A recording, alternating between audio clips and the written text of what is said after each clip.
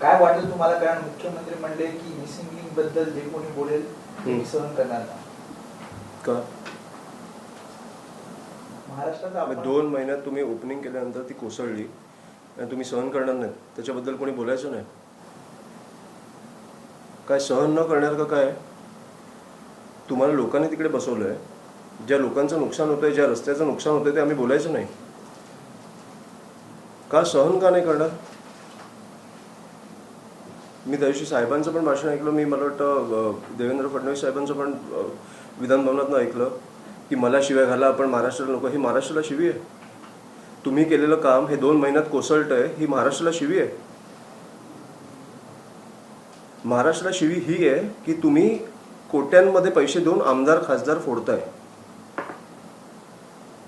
तुम्ही आम्ही बोलण्याचा हक्क आमच्याकडनं हिरावून घेताय, ही महाराष्ट्राला शिवी आहे. हे असं आधी कधीच नव्हतं. तुम्हाला जे करायचं करा, आम्ही बोलणार. तुमच्या चुकांवर बोलतोय, आम्ही महाराष्ट्रावर बोलत नाही आहोत. जिकडे तुम्ही महाराष्ट्रासाठी उत्तम कराल तिकडे उत्तम बोलणार. राज ठाकरेंनी जेव्हा आपल्या भाषणातून या सगळ्या प्रकाराचा उल्लेख केला तेव्हा राज ठाकरेंना प्रत्युत्तर म्हणून सुद्धा मुख्यमंत्र्यांनी विधानभवनामध्येच आणखी त्यावरती स्पष्टीकरण दिलेलं आहे. ते मिमिक्री वगैरे मिमिक्री संदर्भात आणि राज ठाकरेंवर टीकात्मक टिप्पणी सुद्धा त्यांनी केलेली आहे. काय केली मी बघितलं. मी मिमिक्रीचं ऐकलं. पुढे काय बोललेलं? सुपारीबाज हा शब्द वापरलेला आहे. भाडेके टट्टूला काही पर्यायी शब्द वापरले. भाडेके टट्टू हे आता महाराष्ट्र बोलायला लागले तुम्हाला? हे सगळे भाडेके टट्टू आहेत का? तुम्हाला अख्खं राज्य बोलायला लागले तुमच्या चुकांवर, तर हे सगळे भाडेचे टट्टू आहेत ज्यांनी तुम्हाला मतदान केलं? आम्ही सुपारीबाज? हा ठीक आहे, चल पुढे. जे लोक तुमच्या कामांवरनं चुका काढतायत, जे काम ज्यांच्यासाठी तुम्ही काम करताय ते पूर्णपणे तुम्ही करू नाही शकत आहात आणि त्याच्यावरती बोलायला नाही पाहिजे, तर आम्ही भाडेके टट्टू? दुसरीकडे ते मित्र देखील म्हणतात राज ठाकरेंना. ते मित्र आहेत. हे बघा, मैत्री ही, राजकारण आणि मैत्री ही वेगळी गोष्ट आहे. मी मुख्यमंत्री साहेबांना माणूस वाईट नाही बोलत आहे, पण ॲटलिस्ट टीका घ्यायला शिका. मी माणूस वाईट नाही बोलत आहे, पण तुमचं जिकडे काम होतं ते 2 महिन्यात कोसळून पडतंय. आता थँकफुली तिकडे कोणाचा जीव नाही गेला, फक्त तुमचं काम कोसळलं. अख्खं ते बंद पडलेलं एक दिवस, त्याच्यावरती आम्ही बोलायचं नाही. बरं किती खर्च झाला त्याच्यावर? 1000-2000 कोटी. 1000-2000 कुठून कुठून काय डेन्मार्क स्वीडन काय काय कुठून प्रवास करून आलाय आपल्याकडे ह्याच्यावरती. आणि तुम्ही 2 महिन्यात तो प्रकल्प आपला कोसळतो, ह्याच्यावरती बोलायचं नाही? उत्तम आहे, आमची पण मदत होते. मिसिंग लिंक झालंय, चांगलं आहे. अर्धा तास वाचला पुण्याला जायचं. पण ही कुठची क्वालिटी? नैसर्गिक काय असतं? आणि आधीच्या सत्तेला मला वाटतं की दरवेळेला बोलणं बंद करा. तुम्ही होतात त्या सत्तेत, तुमच्याकडे काम करायला तुम्हाला जबाबदारी नव्हती का तेव्हा? बस करा हे की आधी वेगळ्यांची सत्ता होती, आधी तुमचीच सत्ता होती. वेगळा माणूस मुख्यमंत्री होता किंवा वेगळा माणूस महापौर होता. हे बोलणं थांबवा आता. पण कुठल्याही गोष्टीची अकाउंटेबिलिटी घेताना कोणीही विसरत नाही. म्हणजे जर अकाउंटेबिलिटी भीतीदायक आहे, भीतीदायक आहे. मी तुम्हाला जेन्युइन सांगतो, ॲज अ सिटीजन मी सांगतो, हे खूप गंभीर आहे की कुठचाही माणूस आपल्याकडे अकाउंटेबिलिटी म्हणजे कोणीही आन्सरेबलच नाही आहे. आपण प्रश्न कोणाला विचारतोय, प्रश्न विचारल्यानंतर उत्तर येईल की नाही ह्याची आंदोलन करताना पण एक हे असतं की दडपण की समोरचे ऐकणार आहेत की नाही ऐकणार आहेत. का ते दिल्लीमध्ये चालू आहे तसं होणार आहे की एका माणसाचा जीव गेल्यानंतर तुम्ही चालू करणार आहात का ऐकायला?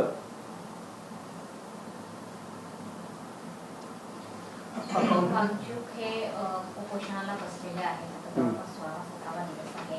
मात्र या आंदोलनाला सिरियस घेतलं जात नाहीये का सत्ताधाऱ्यांकडनं सुद्धा आणि विरोधकांकडनं सुद्धा, असा एक सवाल आता देशभरात बसतो. मी तुम्हाला मगाशी बोललो तसं माझ्या या आंदोलनाबद्दल 2 मुद्दे आहेत. एक तर माझं सोनम वांगचुकांना संपूर्ण पाठिंबा आहे, पण माझा दीपकेला पाठिंबा नाही आहे. मी ॲज अ माणूस, मी ॲज अ ह्युमन बिईंग सांगतोय, मी पक्ष म्हणून बोलत नाही आहे. पक्ष म्हणून राजसाहेब त्यांची भूमिका मांडतील. ज्या लेवलला मी दीपकेला बघतोय दररोज,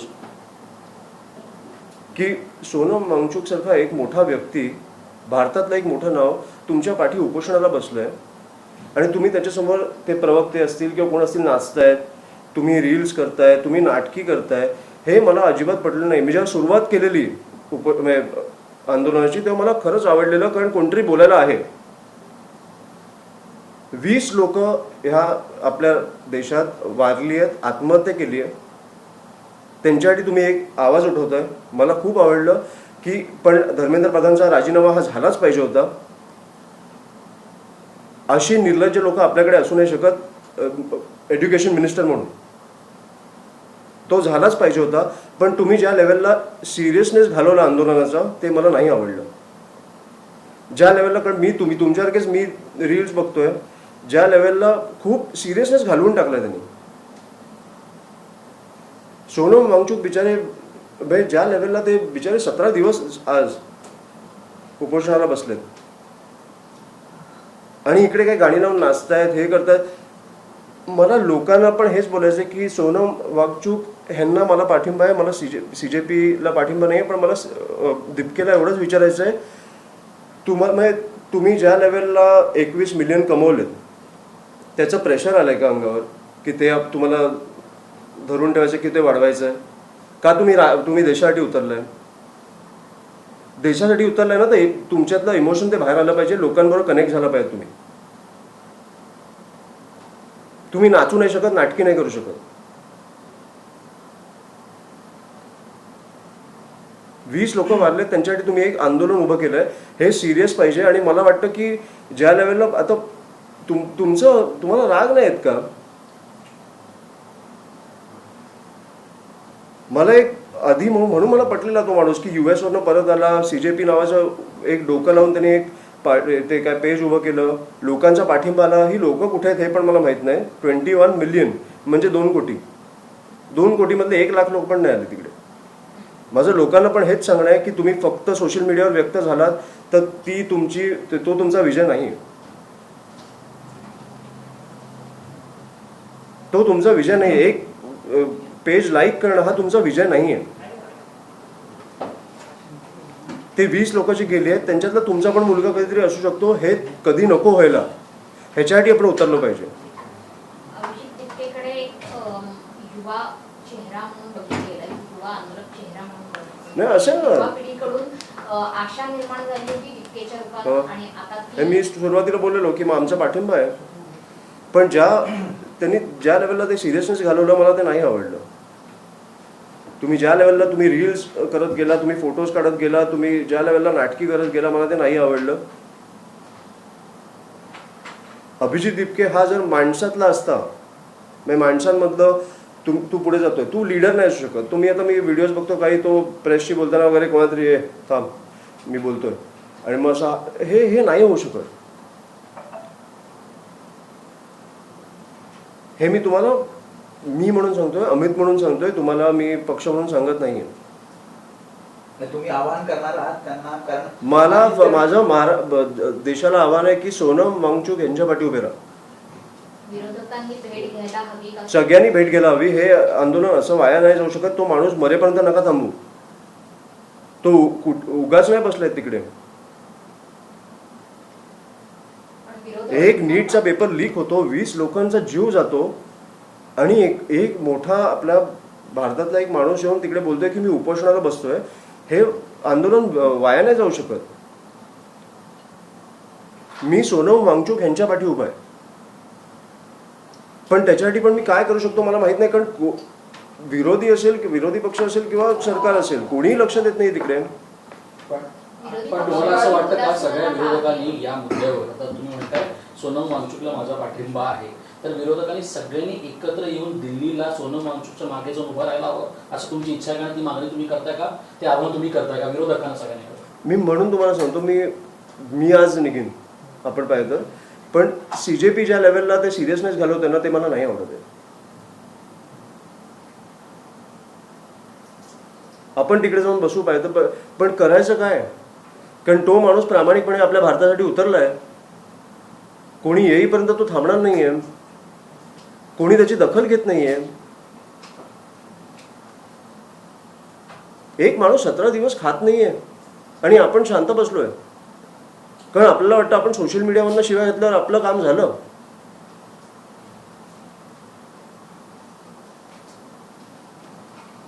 मला पण जेन्युइनली कळत नाही, म्हणून मी तुम्हाला बोललो आंदोलन घ्यायच्या आधी काय हे अशा लेवलला जर तुम्ही एका माणसाची परिस्थिती आणत असाल, थोडं लक्ष द्या. बरं करायचं काय आहे? एका निर्लज्ज मंत्र्याचा राजीनामा घ्यायचा आहे.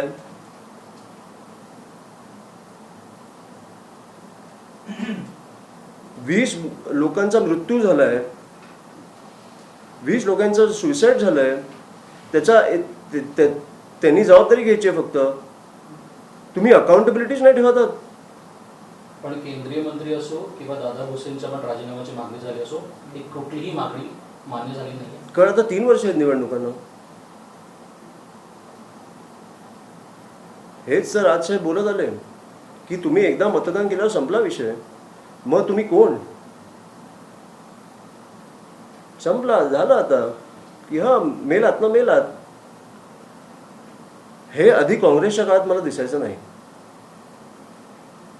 अण्णा हजारे असतील किंवा कोणी म्हणजे उपोषण कोणतरी दखल घ्यायला जायचं आणि ह्याचं राजकारण नाही केलं पाहिजे. मला वाटतं की ह्या गोष्टीला गांभीर्याने घेतलं पाहिजे माणूस म्हणून. सोनम वांगचूक यांच्यासारखा मोठा माणूस देशाची ओळख बनवलेली आहे, अशा माणसाचा बळी जाणं यामध्ये नाहक अशा पद्धतीने तर झालं कदाचित, कारण किती दिवस उपोषणाला झाले आहे, जीव धोक्यात येतो आहे. याला जबाबदार नेमकं कुणाला धरलं पाहिजे? ज्यांनी म्हणजे पंतप्रधानांपासून सगळ्यांना. पण विरोधक सुद्धा याला जबाबदार आहेत का? विरोधक सुद्धा दखल घ्यायला तयार नाही. विरोधकांचं सोडून द्या ना तुम्ही, त्याला तुम्ही विरोधक म्हणून बसवलं ना. सरकारमध्ये कोण आहे? आंदोलन कोणाच्या विरोधात चालू आहे?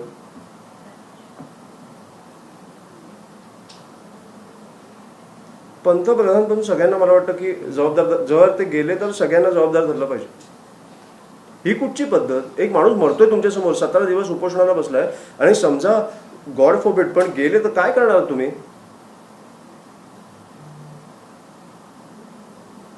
कुठचा निर्लज्जपणा आहे? तुम्ही उतरतच नाहीयेत, कोण भेटायलाच येत नाहीये. आणि हा कुठचा तुम्ही पायंडा तुम्ही पाडताय की तुम्ही चुका केल्यावर तुम्ही आन्सरेबल नाही आहात? ऑफकोर्स आन्सरेबल आहात. हे अमित साठंपासून सगळ्यांना मी लागू करतो.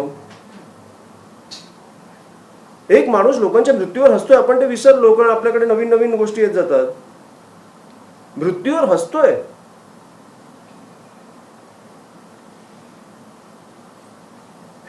काल झाड पडलं, आज पॉटहोलचा विषय. पॉटहोलचा विषय म्हणजे काय? पॉटहोलमध्ये एक माणूस जाऊन मेला आहे तुमच्यामुळे, आणि तुम्ही निर्लज्जपणे हसताय. काय नीचपणा चालू आहे मला कळत नाहीये. जी घटना घडली होती चेंबूरची, तिचा अहवाल आला, त्या अहवालामध्ये 7 लाख रुपये कॉन्ट्रॅक्टर आहे त्याला दंड ठोठावण्यात आला. मात्र गार्डन डिपार्टमेंट असेल किंवा रस्ते डिपार्टमेंट असेल, कोणालाही दोषी धरलेला नाही. आणि उलट महापौर म्हणतायत की मला हा अहवाल मान्य नाही. मग माझं काही म्हणणं नाही. आता 3 वर्षांनी बोलू, पण 3 वर्षांनी मला वाटतं ते अकाउंटेबिलिटी घेतील. एका 11 वर्षाच्या मुलाचा मृत्यू होतो, काय फरक पडतो तुम्हाला? तुम्हाला म्हणजे सरकारला. मला हेच वाईट वाटतं, ह्याच्याबद्दल बोलायलाच मला वाईट वाटतं की कोणीही आन्सरेबल नाहीये. म्हणजे तुम्ही एकमेकांवर ढकलताय विषय, आणि त्या मुलाच्या जीवाचा किंमत काय तर 5 लाख. 5 लाख फॅमिलीला दिलं झालं. अरे पण त्या परिवाराचा मुलगा गेलाय.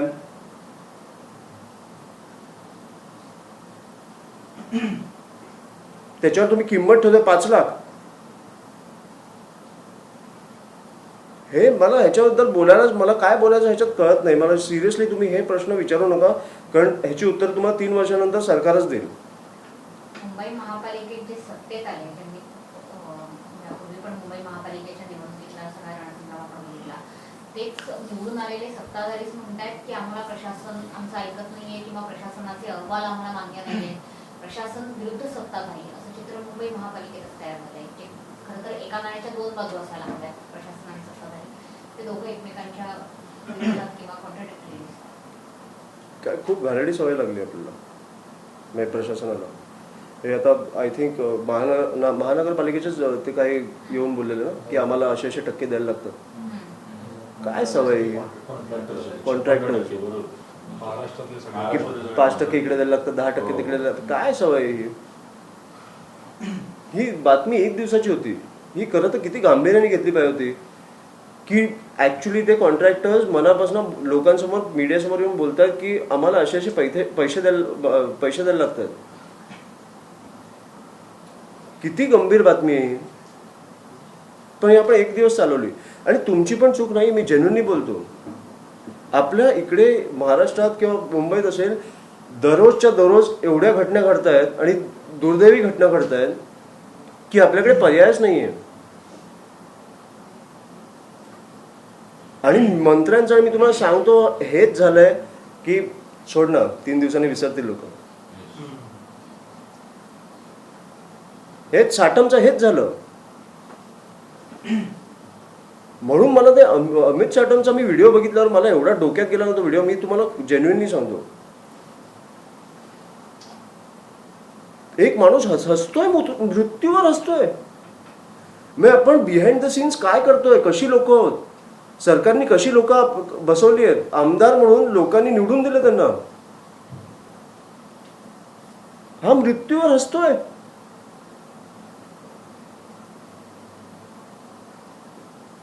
खरंच लाज आहे ह्या लोकांवर लाज आहे. ह्याच्यावर तुम्ही डिफेंड करताय स्वतःला, मुख्यमंत्री ह्याच्यावर बोलतायत जेन्युइनली. जर मुख्यमंत्री साहेबांनी ह्याला त्याच दिवशी काढलं असतं ना तर मला अभिमान असता. असा मुख्यमंत्री आपल्या राज्याला मिळाला. सर झाडांचा विषय आहे म्हणून झाडं शेकडो पडली याची पाऊस पडला तर डिकॉन्क्रिटायझेशन एक त्यातला मुद्दा होता. पण डिकॉन्क्रिटायझेशन पण कसं NGTLचा एक नियम आहे की झाडं जे आहेत आपल्याकडे चौथारी बांधतात. छोटे शिवाजी पार्कातली झाडं चौथारी बांधलेले आहेत. तर 4 बाजू असतात, 4ही बाजूनी 1-1 मीटर जागा ही सोडली पाहिजे आणि याची जबाबदारी अर्थात प्रशासनाकडे असते. पण ती आपल्याला कुठेही सोडलेली मिळत नाही, कुठेच नाही. असं शिवाजी पार्कातली झाडं पण तशीच आहेत. त्याच्यामुळे मध्यंतरी आपण शिवाजी पार्कातली झाडं देखील पडलेली आहेत. तर कुठेतरी नियम फॉलो होत नाहीये. त्याच्यामुळेच आम्ही मुंबईभर माहिती काढतो कुठे कुठे झाडं पडली आहेत, जिकडे लोकांवर पडलेत आणि मृत्यू झाले ते दुर्दैवी आहे. पण आम्ही जिकडे जिकडे झाडं पडली आहेत तिकडे त्याच प्रकारची झाडं तिकडे आम्ही लावण्याचा एक प्रकल्प चालू करतो. एक योजना चालू करतोय की तिकडे 30 झाडं परत लागणार, तशीच वाढणार. आणि मला वाटतं की पण हे लोकांनी पण विचार केला पाहिजे ह्याचा की तुमच्या घरासमोर पण जर एक झाड आहे त्याला लावलेला आहे, सध्या एक बोर्ड लावलाय, पोस्टर लावलाय की the tree may fall. घरासमोरच आहे. दोऱ्याने ते कागद कागद लावला. फक्त कागद tree may fall म्हणजे पुढे कारवाई काहीच नाही, छाटणी झालेली नाहीये. त्याच्यासाठी काही प्रिकॉशन्स घेणार की फक्त मग पोस्टर लावलं. कारवाई काय नाही म्हणजे तुम्ही एक्सपेक्ट का करता कारवाई. आणि आपण मला वाटतं गेले 15 मिनिटं याच्यावरच बोलतोय. आन्सरेबलच नाही कोणी. कोणाला प्रश्न विचारायचे आपण. प्रशासनाचं थोडक्यात असं म्हणणं आहे की आम्ही पोस्टर लावतोय की धोकादायक झाडं आहेत त्यांना, मग त्याची जबाबदारी शेवटी मुंबईकरांची किंवा नागरिकांची आहे का की समोर धोकादायक झाड आहे आम्ही पोस्टर लावलंय काम. मी तुम्हाला एवढंच सांगेन ह्याच्यावर की आपण हे जे आज प्रश्न उत्तर करतोय, लोकांचा राग दिसेपर्यंत हे लोक वटणीवर येणार नाही. मी जेन्युइनली सांगतो तुम्हाला. सोशल मीडियावर तुम्ही एक काहीतरी बघून लाईक केलं, कमेंट करणं हे बंद करा.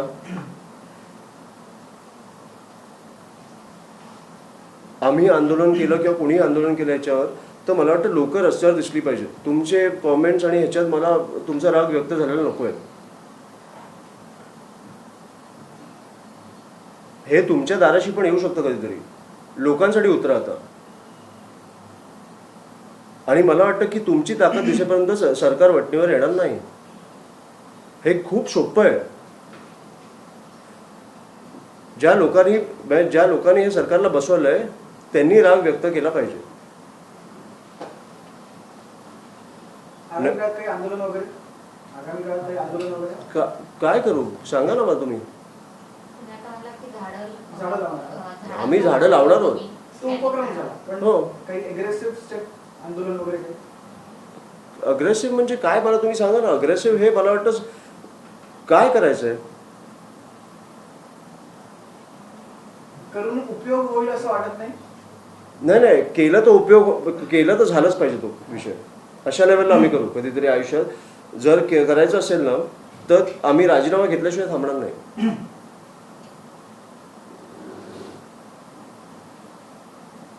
शिक्षकांचा पण विषय होता, टीईटी परीक्षेचा पेपर फुटला, 8,000 मध्ये तो पेपर त्या कर्मचाऱ्यांनी विकला. 6 लाख शिक्षक आहेत, ते परत वाट बघतात की टीईटीची परीक्षा कधी होती.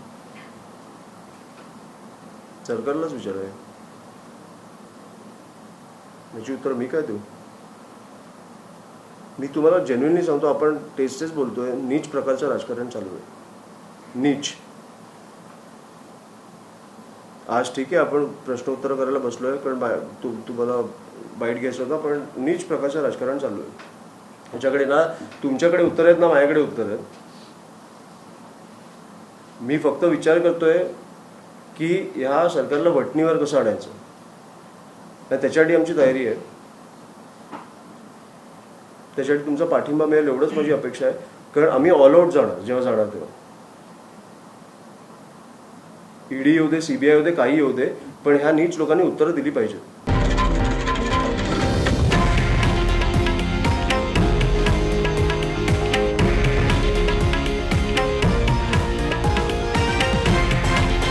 हे आहे देशातील नंबर 1 न्यूज नेटवर्क आणि आपण पाहत आहात TV9 मराठी, एकमेव.